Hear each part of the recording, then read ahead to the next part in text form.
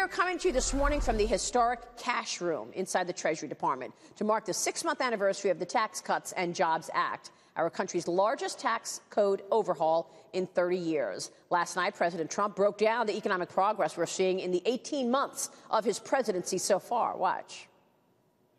We've created 3.4 million jobs since the election. Unemployment claims are the lowest they've been in 44 years. And watch those GDP numbers. We started off at a very low number, and right now we hit a 3.2. Nobody thought that was possible in 4 years, but I think it's going to go a lot higher than that.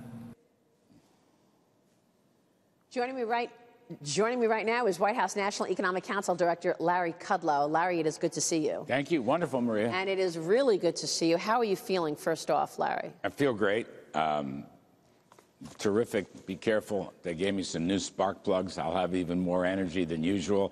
I could wind up being dangerous. And as I told one of your colleagues earlier this week, when one of my favorite authors, Mark Twain, reports of my demise are greatly exaggerated. Yes, I know how strong you are. But I do thank the Lord for all this. We were so worried about you. It was a mild heart attack, right? Yes, yeah. yes. Thank the Lord that you're here and back at work. You've been at work for a long time on this tax cut plan. Yes. Even before you were in the job, the president laid it out well. All in 6 months, jobs are coming back to the U.S., wages are soaring, GDP is climbing, and initially you were an advisor to President Trump. Has the impact been what you envisioned? Yeah, actually, if anything, it's come on, faster and stronger. It's a very healthy economy right now. Folks said it couldn't be done. GDP may be an abstract number, but it's a good measure of the overall economy. A lot of our critics says you can never beat 2%. We're now beating 3%, and we're on an upswing coming up when the numbers come out for the second quarter, and I think it's going to hold up. Stock markets may be slightly off the high, but they've had a fabulous run as an indicator. And look, one of the great things about President Trump, he stuck to it. Steve Moore, myself, Art Laffer, Treasury Secretary Steve Mnuchin, be on in a little while. We worked together very closely during the campaign. Friends of mine, skeptics, said, no, he's not going to follow through. He has followed through. He never flinched, not once, and we got the legislation through. The economy is responding. This is now the USA, according to the OECD, the hottest economy in the world. Wow, congratulations. That's incredible.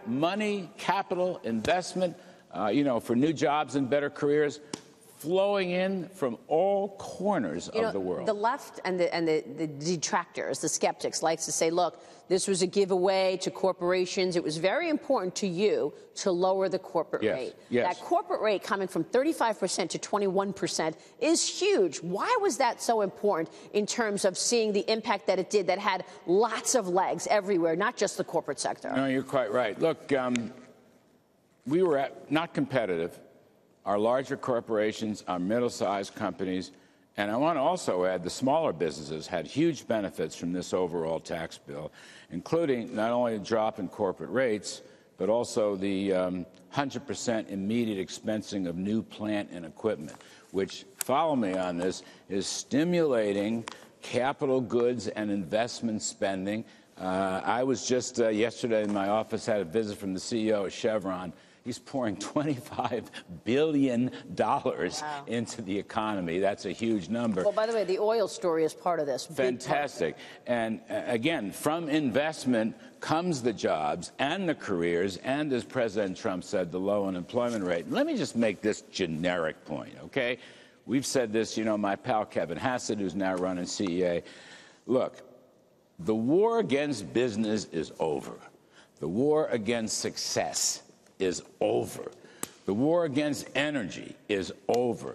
The president has an attitude, take a swing at the ball. take risk. That's what makes America great.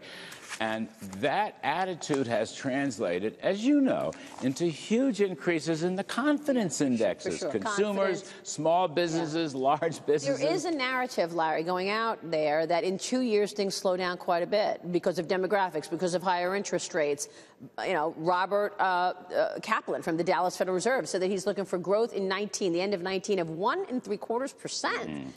What do you say to those people who are looking for possibly a recession in 2020? Yes, well, look, I don't want to comment specifically on Mr. Kaplan or anybody else for that matter. All I'll say is they've been saying that all along, okay? We could never get to 3% growth.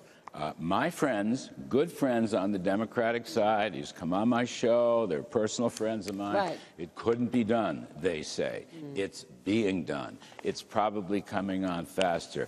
And it's throwing off enormous amount of new tax revenues. As the economy gears up, more people working, better jobs and careers, those revenues come rolling in, and the deficit, which was one of the other criticisms, is coming down, and it's coming down rapidly. Growth solves a lot of problems. You've heard me say this for a very long time. What's your expectation for what comes next? Are you working on a phase 2 where you'll make the personal cuts permanent and expensing in terms of corporates? Well, I don't want to get into specifics just yet. I mean, we're talking a lot about it. The president would like to see a tax reform 2.0.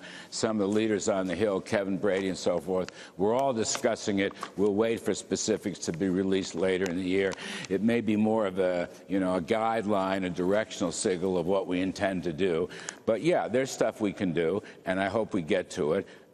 Let's make the tax system more efficient. Let's make it simpler. Let's make it more powerfully growth-oriented. This is old-fashioned supply-side economics. Let me just hold that point. Does the Fed understand that? Well, because the Fed's talking about 4 interest rate hikes. Will they blow it and raise rates too much? Right. My hope is that the Fed, under its new management, understands that more people working and faster economic growth do not cause inflation.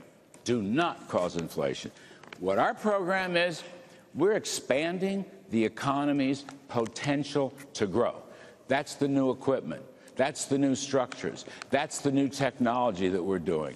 And therefore, that cannot be inflationary. Don't tell somebody up in the Rust Belt, don't tell somebody in the middle of the country that working and growing is a bad idea. That is impossible. That violates common sense. Of course. But my hope is, you know, I speak to Jay Powell periodically. I think he's a good man. My hope is they understand that, and they will move very slowly.